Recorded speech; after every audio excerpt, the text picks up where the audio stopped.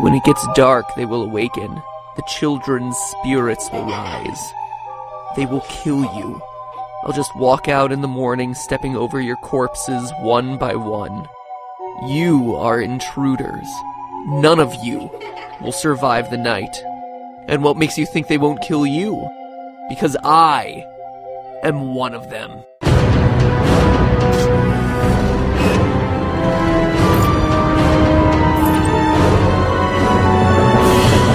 Hello, Internet! Welcome to Game Theory, still available to consult on the FNAF movie's storyline. Seriously, Scott, I'll be waiting by the phone because I can practically guarantee I've put more collective hours of thought into counting animatronic toes, tracking eye colors, listing out the differences between pizzerias, diners, and rental services, parsing out your phone guy calls, and counting and recounting again the number of dead child carcasses left in your story's wake than literally anyone else out there. I mean, I've even gone so far as to do the unthinkable for these sister location videos. That's right, I reread The Silver Eyes. In an ironic twist, it took longer than the actual game. Now, here I am piecing together this script after, I kid you not, a weekend spent doing nothing but thinking about these games, writing and rewriting timeline after timeline to account for all the nonsensical Easter eggs shoved into this 4-hour experience. And you know the conclusion that I've reached? That your version of events isn't satisfying. That any theory I come up with that attempts to bend over backwards and cobble together every line of dialogue, design detail, and character motivation will be overcomplicated at best and inherently flawed at worst. And that's not me admitting defeat, it's a fundamental problem with the series right now. This one just tried too hard to do too many things. You've got elements of the past 4 games mixed in with FNAF World, mixed in with the book, all of which at this point have questionable canonicities, conflicting storylines, and competing dates. Couple that with characters that mimic other characters that lie to you, and characters that may not even exist across the different story threads of the franchise, and it's unclear if this is a continuation of the books, if it's a continuation of the games, or just an outright reboot of some kind. The best analogy I can think of is that it's like the giant human glob you turn into at the end of Inside. A mass of limbs all struggling to work together to move in one direction, but all just flailing out randomly. And honestly, it could have been easy. With Scott saying that the original story was completed with FNAF 4, we could have just said that Sister Location was aligned with the book and FNAF World to start paving the way for the movie. But then you couldn't help yourself, Scott. You just had to throw in those FNAF 4 Easter eggs, huh? And those put everything into chaos. And it's not just me feeling it. Based on what I'm reading online, a lot of FNAF theorists sense that the lore contained in Sister Location is a game changer, but then they don't exactly know why or what to do with it. Struggling under the weight of explaining away Ennards and babies, Mikes and Williams, casual bongos and exotic butters. What's an Easter egg, what's a tongue-in-cheek reference, and what is actual canon? So understandably, there's some confusion about what's actually going on in this game, and that is what I'm out to solve in these videos. Picking Sister Location apart to definitively put together which details matter and why this is such a monumental game for the franchise's lore. So go ahead, keep your plots vague and convoluted, Scotty boy. I'm here to translate your madness to the world. First off, who are we playing as? Historically, the protagonists of Freddy's games have had a varying degree of importance. There are those like Mike and Fritz who, for all we can tell, were just names with the sole purpose of filling out the "to" line on a paycheck. Sure, they may have been retconned into some importance now, but they were never really intended to be that way. Then there was the crying child of FNAF 4, hospitalized and trapped in a waking nightmare. Slightly more important, I would hazard to say. And the game recognizes this as, during your first encounter with the new animatronic baby, she calls out, "It's a strange thing to want to do, to come here. I'm curious what events would lead a person to want to spend their nights in a place like this. Willingly. Maybe curiosity, maybe ignorance." Answering the question of who you play as in Sister Location is more important than any of the rest of the games in the franchise, since it practically dictates every other element of this story. Why you're there, what the endings mean, what this location stands for, how this fits into the overall timeline. It's a big deal. Now personally, based on the silhouette in the mirror, my first guess is to say that we're playing as Rick Astley, and Scott is just committing the most elaborate Rick roll in history. I mean, just look at that hair. It's an exact match, and let's face it, Scott has proven that he's not above trolling us. But assuming he has a little bit more respect for the fan base than that, there can only be one possible conclusion here. In Sister Location, we play as William Afton.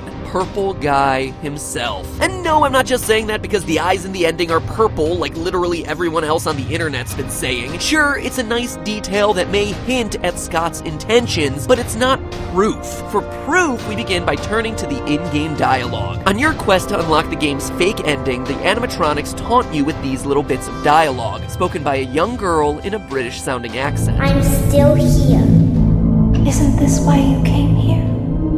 To be with her again? So we know that whoever the player is has some sort of connection to this mysterious young girl. But who is she? Well, throughout the game, between nights, we hear the same girl pressing her father to let her play with Baby, saying things like, Daddy just once let me go play with her. She's so pretty and shiny.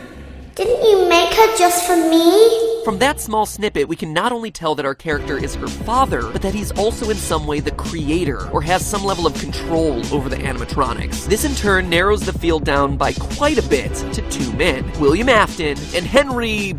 no last name given, the two co-founders of Fazbear Entertainment as introduced in FNAF Silver Eyes. By the way, low blow, Scott, forcing people to read in order to have any sort of clue as to what's going on in the franchise now? Because seriously, without reading the book, you would have no clue the importance of William Afton. Oh well, that's what I'm here for. I read it so you don't have to. Kind of like the Nostalgia Critic. Anyway, based on the girl's accent and William Afton's similar dialect at the beginning of the game... She can dance. She can sing.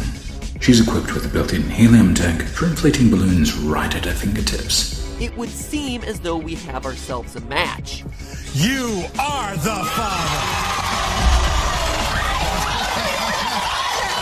But let's not be too hasty there, Maury. We can be even more sure. In the game's real ending, you get yourself tricked, becoming animatronic fodder as the machines scoop out your internal organs and replace them with endoskeleton cords. Now, this really bothered me, since it's like the antithesis of what we expect from our stories when we beat the game. Here I am wanting to finish my night and return home to my basket of exotic butter, but no, that's reserved for the fake ending. Becoming a flesh suit is somehow canon to the series. I wanted to write it off as jumping the shark, like, hey, we're getting a little bit too absurd right now, but then I realized that this is a franchise built on haunted animatronics chasing you through a pizza restaurant after they've been killed by a serial killer hiding in a mascot suit filled with killer springs. So, crossing the line of absurdity? Yeah, I think we're long past it at this point. Becoming a flesh suit is an oddly specific event to be integral to the lore, and yet, there it is. So we're left with two options. Scott's either completely lost it at this point, or he has some other plans for this character. And indeed, he does, as the novel once again shows us why this odd story turn is so important. In its pages, we're treated to all sorts of lines that make it clear Mr. Afton is the one who gets himself stuffed. Page 407,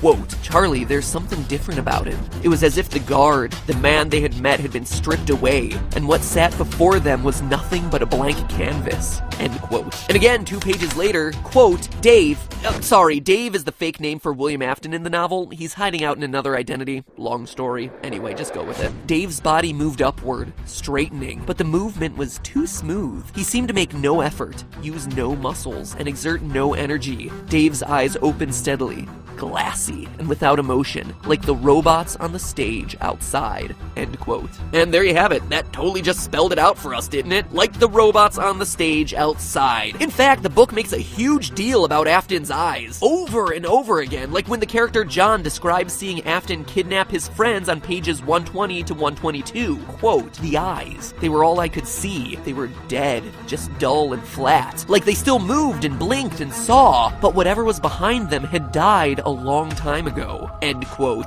Died a long time ago, you say? Like perhaps in an underground murder bunker, doubling as a robotic distribution center, perhaps. Now real quick, let's pause here and have some real talk to Ennard, Baby, and the gang. Guys, we're gonna have a bit of an intervention here. If your goal is to blend in with the outside world and look like us, look like any other human, choosing to go with the purple eyes is not gonna be helping your cause all that much. Artificial intelligence? More like artificial idiots. Do your homework. Humans don't tend to have purple eyes. I mean, seriously, you have a blue-eyed animatronic just waiting to go. Look, there's Foxy. He has brown/orange eyes. Great. Anyway, I digress. Who am I to judge? Maybe we're all just left to assume that Afton walks around in those cool colored contacts. Anyway, it's not just the eyes that give away Afton as the animatronics meet puppet. His overall physicality has undergone a drastic change over the years as well. On page 480 18, we hear that Afton started off robust and lively, a hefty man who had the ruddy geniality of a financially shrewd Santa Claus. Financially shrewd Santa Claus, huh? No one said the writing of this book was any good. There's clearly a reason why only 500 people made it all the way through this book. And I say that because on Amazon Kindle, they actually show you the most popular highlighted sections, and